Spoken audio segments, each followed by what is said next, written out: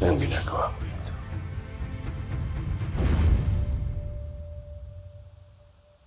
Nandito ako para kausapin ka. Lalo na tungkol kay Elias.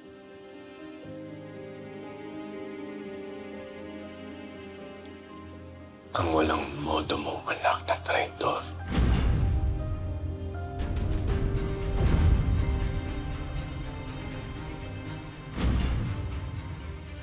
Hindi traitor ang anak ko.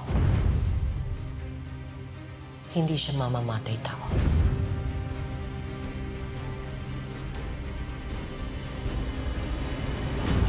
Wala nang epekto ang salita mo sa akin, Alma.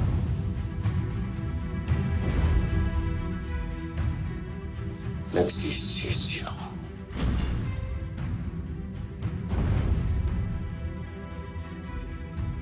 Nagsisisi ako na nakilala mo kita.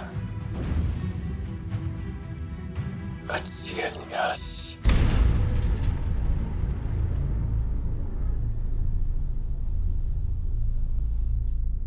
Hinangad kong makilala si Elias bilang isang anak ko.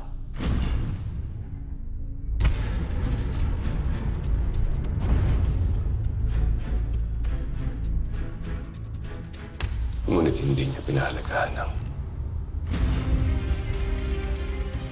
pagiging amang inaalay ko sa kanya.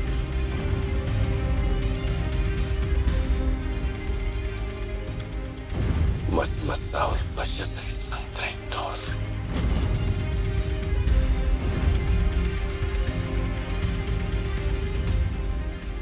Hindi traitor ang anak ko. Nabubulagan ka lang ng galit.